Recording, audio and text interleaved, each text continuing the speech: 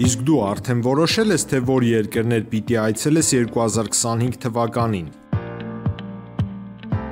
Եթե դու էլ ես հոգնել օրեր շարունակ հարցումների անպատասխան մնալուց, դիմիր Travel with N տուրիստական գործակալություն, սպասեցնել չեն տա, անմիջապես կստանաս լավագույն առաջարկները, տուրփաթեթներ, ավիատոմսեր, հյուրանոցների լայն ընտրանի, էքսկուրսիաներ, սոցփաթեթի սպասարկում եւ ամենակարևորը 24/7 ձևաչափով բարեհամբույր սպասարկում։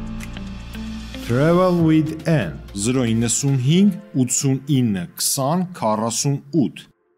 Արև ձեզ արգելի հեռուստատողներ, մենք շարունակում ենք կարևորագույն թեմաների քննարկումները, այսօր ես զրուցել եմ Երևանի հավաքանում Հայաստան խմբակցության ղեկավար Մանուկ Սուքիասյանի հետ։ Շնորհակալ եմ, պարոն Սուքիասյան, մեր հավերն ընդունելու համար։ Նախ սեպտեմբերի 23-ին ողբերգական դեպք տեղի ունեցավ Փարաքար խոշորացված համայնքում, սպանվեց համայնքի ընդդիմադիր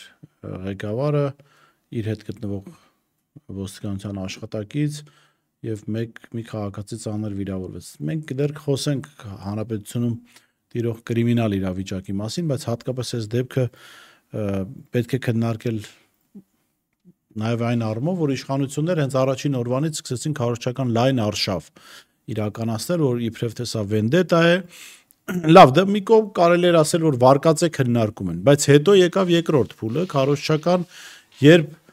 իրենց պնդմամբ վենդետա իրականացնողը սկսեց հերոսացվել, որ տեսեք, աչքերի մեջ, չգիտեմ, ողբերգություն կա, մարդը այսքան ժամանակ ցավ իր մեջ է պահել, խնդիրը այսպես է լուծել եւ սկսեց այդ գործընթացը։ Հիմա նախ վենդետայի մասով, որովհետեւ դեռ պնդում դժվար է անել այդ վենդետայը թե ոչ, ինչու են հերոսացնում ձեր գնահատմամբ, եթե իշխանությունները չեն ուզում, չգիտեմ, իրենց վրա պատասխանատվություն վերցնել, ինչու են հերոսացնում, այսինքն դա էլ է, չէ, իրենց բացթողման մասին, եթե անգամ վենդետա է իրականում։ Տեսեք, վենդետան ինքնին ողջունելի երևույթ չի, որտեղ եթե որևիցե մեկին սպանել է, երբևէ որևիցե իրավիճակում, դա հանրային վտանգավոր արարք է, դա վատ հանրային ազդանշան է եւ դա մարտահրավեր է պետության առջև եւ պետության պարտքը պետք է լինի անկախ հանգամանքներից, սպանողի կամ սպանվողի քաղաքական հայացքներից ամեն ինչ տեղափոխի օրենքի դաշտ եւ պրոֆիլակտիկ աշխատանքներով նախականխելով այդ ամեն ինչի դեմ առնելով վերահսկի, որ որևիցե սպանություն չունենա, այսպես ասենք, չգիտեմ, սերնդեսերունդ վենդետայի հեռանկար։ Դա առհասարակ, առողջ հասարակության պարագայում։ Այս դեպքում, քանի որ թելերը տանում էին ԿՊ-ի հետ աֆիլիացված մարդկանց միջավայր, ովքեր բառացիորեն 6 ամիս առաջ ջախջախից պարտություն կրեցին, եկել դրանից առաջ եղել էր հայտնի սպանությունը, նախկինում էլ 21 թվականի ընտրություններն էլ հարթ չէին անցել, այդտեղ ակամայից սկսում ես մտածելը, իսկ միգուցե մեր հասարակությունը հատկապես այս խոշորացված համայնքների մոդելով թիմ ընտրությունները իրոք արժանի մարդկանց համայնքի կառավարումը հանձնելու տրամաբանությանը դեռևս պատրաստ չէ, միգուցե շարունակում են այդ կլանային, ովքեր մեծ բիզնեսներ, մեծ ազգուտակ ունեն, այսինքն միևնույնն է, օբյեկտիվորեն կառավարչական ձիրք լավ ունեցող մարդկանց համար պրոբլեմ է այսօր թիմում հաղթել ըստ արժանավորին։ Եվ ակնկալել, որ թիմ բնակիչը, ով գնում է ընտրության, օբյեկտիվ քաղաքական բանից է ելնելու, էլի, որ ով ինչ կենսագրություն ունի, ով ինչ կրթություն ունի, հա, ովքեր ինչ լավ, ինչ թիմ են հավաքել եւ ում կարելի է վստահել։ Մեծ իմաստով գնում են իրենց, ասենք, չգիտեմ, ազգուտակ, բարեկամ, ընկեր, ծանոթ, մոտիկ, ընտրում են, հետեղ էլ առաջանում ինչ-որ կլանային վիճակ, լարվածություն, բախումներ, մուռ են պահում, կրակում են, հետո ժամանակ անց մեկը մյուսին ինչ-որ ասենք փոխադարձ փորձում է վնաս հասցնել, հետեղ առաջին հերթին տուժում է համայնքի կառավարումը, այն առումով, որ դառնում այլևս հանրային առումով վտանգավոր հավակնել թիմ ղեկավար պաշտոնների, իհարկե իմ թվարկածները ուղղակի դրանք թափառող ինչ-որ մտքեր են, որ բերում հանգեցնում են, որ միգուցե պետք է, չգիտեմ, անցնել նշանակովի եւ կենտրոնական իշխանությունը թող անգամ գյուղապետի համար պատասխանատվություն կրի եւ իմանան ումից են հաշիվ պահանջում, բայց այդտեղ էլ բախվում ես նրան, թե արդյոք այդ կենտրոնական իշխանությունները, որ պիտի նշանակեն, իրենք մեր երկրում արժանիորեն են միշտ ընտրվել եւ ընտրությունների միջոցով վատ աշխատող կենտրոնական իշխանությանը փոխելու նախադեպ մենք ունենք, թե չունենք։ Այսպես շատ խառը հակասական մտքեր են այցելում, բայց ակնհայտ է, որ այս ամեն խորապատկերը, որ նայում ենք, եւ նաեւ այդ անմիջապես մի քանի տարվա վաղեմության տեսահոլովակներ դնել շրջանառության մեջ, Վոլոդյա Գրիգորյանի հետ կապված ինչ-որ ֆոն փորձեր ստեղծել, որ այ գիտեք, նախկինում սենց, եւ այդ ինչպես դուք նշեցիք, նախկին միջադեպով զոհվածի եղբոր, ասեք, այդ ֆոն ստեղծելու արդարության ծարավի, բայց եթե նա պիտի իր հարցերը լուծի, դա պետությունը չի։ Դա դուք էլ ինչի համար եք, դուք դա ընդհանրապես արձանագրելու համար եք, դուք post factum հանրության կարծիքը ուղղորդելու համար եք ընդհանրապես։ Եվ տարբեր եղել են նման միջադեպեր, տարբեր սպանություններ, եւ տարբեր իրավիճակներում եղել է այո ճգնաժամ, եղել է նաեւ որ պետությունը կարողացել է կանխարգելել, օրինակի համար, չգիտեմ, հայտնի այդ Բուդաղյանների սպանությունը, որ եղավ, վենդետա չեղավ, չէ՞ դրանից հետո, այդ դրվագով, անկախ էլի քաղաքական, որ դրվագում ով ում է համակրում, պետությունը հասկացավ, որ դա հղի է, այսպես չգիտեմ, որ մեկը մյուսին ազգուտակով վերացնեն, հա, այսինքն այդ ու ամբողջ աշխարհում էլ կա, դրա փորձ կա, բայց այստեղ խոսքը սոսկտիվ ընտրությունների հետևանքների նախկինից մնացած վիրավորանքների մասին չէ։ Այս մասշտաբի դրանից առաջ էլ Լենինգրադյանում էր եղել կրակոցներ, դրանից մի քանի օր հետո էլ Արմավիրի մարզում էլ Արմավիրում եղավ, Սոտքում եղավ, Կապանում եղավ, 107 մանկապարտեզում գիշեր ինչ-որ ռազմորկա էր եղել կրակոցներ։ Հիմա այս կրիմինալ իրավիճակը ինչով է պայմանավորված։ Առաջին հերթին դա շուտ գալիս է թիվ 1 իշխանավորից, որ կարելի է անպատասխանատու, անբաղ-զամբաղ խոսել, ագրեսիա տարածել, սպառնալ մարդկանց, ունենալ արտոնյակ կողմնակիցներ, հա, անվերահսկելի չափով սև զենքի շրջանառություն կա, սև փողի շրջանառություն կա մեր երկրում։ Թմրադեղերի շրջանառություն։ Թմրանյութի շրջանառություն կա, այո, չվերահսկվող ռեսուրսների շարժ կա մեր երկրում եւ ինչ որ նորաթուխ արտոնյալների մարդիկ, ովքեր միգուցե մինչև 18 թվականը շատ ավելի համեստ ամբիցիաներ եւ վարքագիծ են ունեցել, բայց աֆիլացվելով իշխանությունների հետ, միգուցե իշխանություններին ինչ-ինչ ծառայություններ մատուցելով ստանում են ինչ-որ անպատժելիության քվոտաներ, հետո իշխանությունը սկսում է իր իսկ հաճախորդների ձեռքը կրակն ընկնել, մի կողմից պետքա կանեն իրենց, չեն կարող մինչև վերջ բոլորին պատժել, որովհետև հատկապես ընտրություններ են առաջիկայում, մյուս կողմից հանրային դժգոհություն է գեներացվում, բա ում դարձնենք քավության նոխազ, հա։ Դրա համար ցայտնոթի մեջ է իշխանությունը եւ այս տեմպերով, եթե շենք շարունակեն ընդհանրապես post factum արձագանքողի դերում լինեն, ոչ մի պրոֆիլակտիկ աշխատանք չանեն, վախենան, որ հասարակությունը ցնցող միջադեպեր առնվազն մինչև առաջիկա հունիսի 7-ը էլի լինեն, որովհետև իշխանությունը չի կարողանալու վերահսկել նաև հենց իր շրջապատի տարբեր հակընդդեմ շահեր ունեցող, հա, ֆիգուրների շահերի բախումը, որովհետև թե անգամից այդ մարդիկ ընդդիմադիրել չեն իշխանամետների, իշխանականների եւ իշխանամետների մեջ էլ կա շահերի բախում, ազդեցության գոտիներ, բիզնես, փող եւ այլն եւ այլն եւ այլն եւ այլն։ Ու ցավոք մենք տեսնում ենք այսօրին Ալեն Սիմոնյան, Հայկ Սարգսյան այդ բանի։ Դեռ իհարկե կրակոցների չի վերածել։ Կարծում եմ, որ դա վաղուց եղած process-ի արդեն է, որ այլևս անհնար է թաքցնել, դրա դրսևորումն է, բայց նույն իշխանականների մեջ էլի նախկինում եղել է եւ առաջիկայում սրվելու է կապված ըստ իրենց պաշտոնները բաշխելու հետ, հեռանկարի հետ, համամասնական ցուցակի հետ, ազդեցության գոտիներ,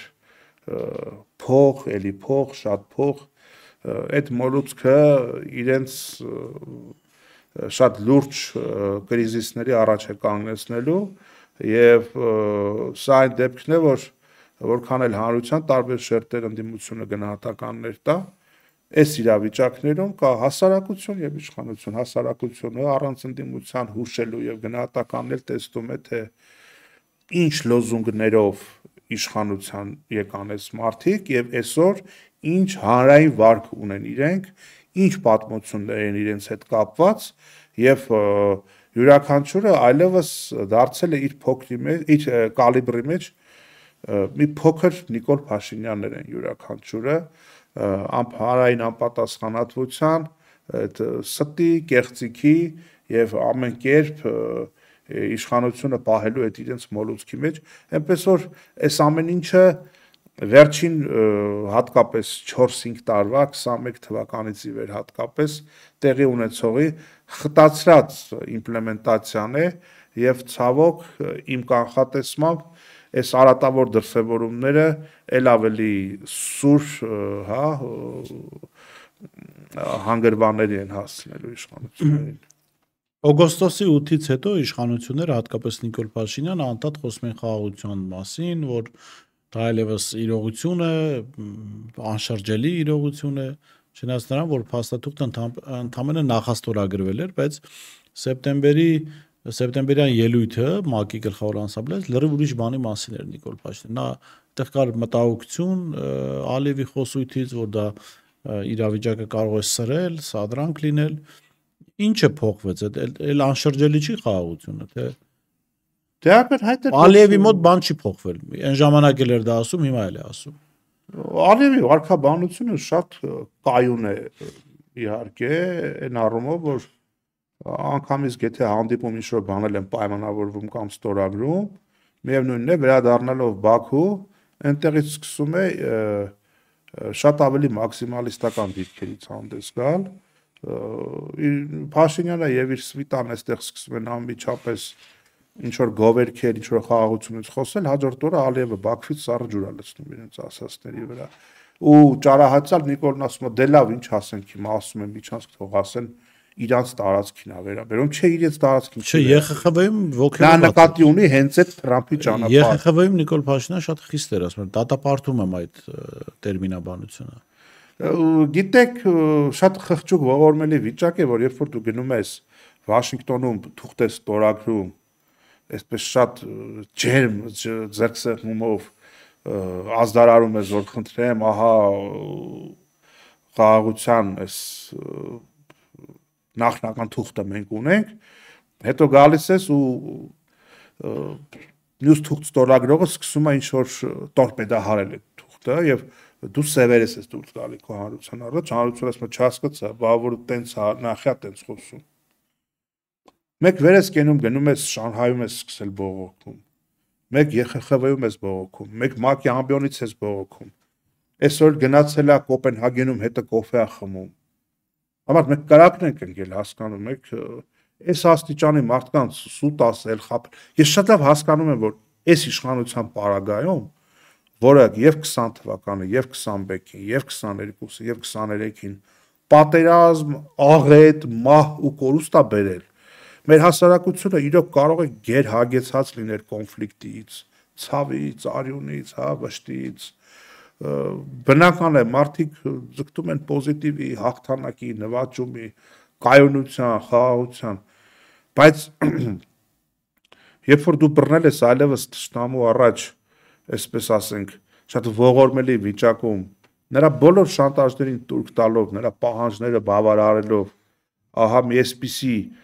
դատապարտելի ուղի, միայն թե հանրությանը կարողանաս խաբել, ստել եւ այդ ամեն ինչը մատուցես որպես խաղաղություն, որ կարողանաս վերընտրվել, հա, այդ ամենի պարագայում ես շատ լավ հասկանում եմ, որ մեր հասարակությունը կարող է շփոթվել, մոլորվել, չհասկանալ։ Ներքուստ մարդիկ ձգտում են իրոք խաղաղության, հանգստության, ապահովության ձգտում կա, ու դա բնական է, որտեղ տարիներ շարունակ այս մարդիկ բերել են միայն պատերազմ։ Բայց ես գտնում եմ, որ հասարակության շատ ավելի սթափ եւ վերլուծող մասը պետք է նույն հասարակության հետ աշխատի, հատկապես ընդդիմադիր ուժերը, որ մարդկանց համար հասու լինի, որ անկախ նրանից թե մինչև 18 թիվը ով է համակրել, ով է դեմ եղել, կողմ եղել, բնության մեջ չի կարող այդպես լինել, որ տարիներ շարունակ պատերազմ եւ նվաստացում բերած քաղաքական ուժը սկսի մի օր խաղաղությունից խոսել։ Դա խաղաղություն չի։ Դա այլևս նշանակում է դու ծնկես եկել, քաղաքականապես Ալիևը քեզ ծեծա տվել, դու այլևս որևիցե հնար չունես նրան դիմադրելու եւ փրփուրներից կախվելով նրա առաջ գիքորի կեցվածք ընդունելով նրա բոլոր քմահաճույքները պատրաստ ես դու բավարարել, միայն թե շուր գաս այստեղ հանրությանը ինչ որ այսպես կեղծիկ, ակնհայտ կեղծիկ պարունակող եւ այդ վտանգները չներկայացնող տեքստերով մարդկանց փորձես այլ բան համոզես եւ նրա առաջ քո հնազանդությանը հակադարձ համեմատական ափրծփր ազգային ժողովի ամբիոնից այստեղ խոսած, այդտեղ էլ երևում որ ինչ որ մի բան են չի։ Եվ մարդիկ նաև շատ ԵԽԽՎ-ում էլ այդ բրիտանացի падգամավորի խորհրդանականի հարցինի ոգևորվեց Փաշինյանը, դատապարտեց, ինձ թվում է այդ падգամավորը զարմացել էր, ասենք Ալիևը օրը մեջ ասում է Զանգեզուրի միջանցք, սա չի ոգևորվում այդպես։ Իմ մոտ տպավորություններ են փողոցներում լինում են, չէ՞, անդադ ինչ որ մեկի կողմից ճնշված, ծեծված, մարդ որ հանկարծ կարգավիճակով ավելի ցածր կամ ավելի թույլ մեկին է գտնում, այն ծեծողի, իրեն ծեծողի մուրը այս մեկից է անում։ Եվ հիմա մենք վստահ ենք, չէ՞ որ այդ Ալիևը սուրճ է խմում, այնտեղ չի ասել դատապարտում եմ քո խոսույթը Զանգեզուրի միջանցքի մասին։ Չէ, իհարկե, ես կարծում եմ ինքը ընդամենը պետք է այս դեպքում համոզողի դերում լինի, որ լսի բան ենք պայմանավորվել, թող ընտրվի։ Մի բզբզի, ավել պակաս արի դու մի խոսա, ինչ-որ մի պահ քեզ զսպի, մինչև ես կարողանամ հասարակության այդ օփիումը մատուցեն, որ տեսեք խաղաղություն է գալիս, այդ միջանցքման այդ տերմինոլոգիայից զերծ մնացեք, մինչև ես կարողանամ իմ երկրում վերընտրվեմ, այդանից հետո տո սահմանադրություններ կփոխեմ, անկախության հռչակագիրներ կչեղարկեմ, եթե շատ ես ուզում երկրապահնել կազմալուծեմ, հա, անգամից կարող եմ քրեական գործեր հարուցել տարբեր անձանց առաջնորդների նկատմամբ, ովքեր ինուսնականներին Ադրբեջանին ցավ են պատճառել, միայն թե մի խանգարի ինձ մի հեղինակազրկի։ Այս դրանից ավելի այլ խոսույթ օբյեկտիվորեն ինքը իր կերպարով չի կարող Ալիևի հետ ունենալ, որտեղ ինքը մուրացողի դերում է սպարագայում, ուղղակի ես կարծում եմ, որ մեր ընդդիմությունը եւ ինքներս էլ քանի որ ընդդիմադիր քաղաքական դիրքավորում ունենք, հասարակության հետ այս թեմաներով շատ պետք է խոսենք, շատ հարաբերվենք, շատ առնչվենք, որպեսզի ընտրություններին ընդառաջ հասարակությունը շատ ավելի սթափ, շատ ավելի օբյեկտիվ գնահատի իրավիճակը եւ հնարավորինս զերծ մնա անցյալից եկած իներցիաներից եւ էմոցիաներից։ Ընդդիմությունը ակնհայտ է որ Փաշինյանի վարկանիշը բավական նվազել է եւ այդպես լուրջ հնարավորություններ չունի առանց կեղծիքների, հանցագործությունների վերընտրվելու, բայց ընդդիմությունն էլ կարծեք թե դեռ այդպես չի վերադասավորվել, որ ասած որ միանշանակ լինի նաեւ ընդդիմության հաղթանակը, որևէ ընդդիմադիր ուժի։ Ինչ վիճակով ենք մոտենում մենք խորհրդանական ընտրություններին։ Շատ օբյեկտիվ գնահատեցիք, որ ընդդիմությունը այնպես չի իշխանության ցածր ռեյտինգը ավտոմատ նշանակում է ընդդիմության բարձր ռեյտինգ ամենևին, լրջագույն մարտահրավեր է լինելու իշխանություններից հիասթափված մարդկանց մոտիվացնել, որ ընդդիմությանը ձայն տան, որպես այդ մարդը գնա տեղամաս։ Եվ կարող է օբյեկտիվորեն ստացվի այնպես, որ ասենք դիցուկ ունի, չգիտեմ, մի 20% վարկանիշ Փաշինյանը, բայց ընդդիմության ոչ գրավիչ լինելու պատճառով բողոքական էլեկտորատը, ասենք, ենթադրենք, թե չգնա ընտրատեղամաս։ Դա լրջագույն խնդիր է, որի ուղղությամբ պետք է ընդդիմությունը եւ տեխնոլոգիապես եւ ասելիքի առումով եւ նաեւ խոսացող դեմքերի առումով որոշակի update ունենա եւ ամենակարևորը շիտակ անկեղծ խոսեն հասարակության հետ եւ բացի այն անվտանգային խնդիրներից, որ կա մեր առաջ, այդ ինչպես քիչ առաջ ասեցինք, էլ կրիմինոգեն իրավիճակն է խնդրեմ, արտահրավեր թմրանյութեր, խաղամոլություն եւ այլն ապրուստը թանկացել է, եկամուտը չեն ավելացել, այդ ամենին զուգահեռ ամենակարևոր մարդկանց ազդանշանը ինձ թվում է, որ ընդդիմությունը պետք է տա հանրությանը, այն է, որ իշխանապողությունից հետո Հայաստանում ընտրությունները պետք է լինեն ազատ, արդար եւ մաքուր։ Եվ յուրաքանչյուրը պետք է լինի հանձնառու, եւ յուրաքանչյուր քաղաքական ուժ պետք է հրապարակային, այո, որոշակի բան ունենան, կոնսենսուս ունենան, որ այո, ընտրական գործընթացները, քանի որ եղել են մեր պետության աքիլեսյան գարշապարը, եւ հատկապես որ կան ընդդիմադիր դաշտում ֆիգուրանտներ, ովքեր նախկինում եղել են իշխանության, նաեւ այո, այդ մարդիկ պետք է հրապարակային ստանձնեն, որ հետ Նիկոլյան Հայաստանում ընտրությունները արդար են լինելու։ Եվ այսպիսի մի բան կա, էլի, ասենց մի ճարահացյա դիլեմա կա, կամ վերացրեք այդ ընտրությունները, առհասարակ, չգիտեմ, սահմանադրական միապետություն եք հռչակում, ինչ եք անում, ժառանգական եք դնում, ինչ որ ծայրահեղ բաներ, որպեսզի ձևական չլինի։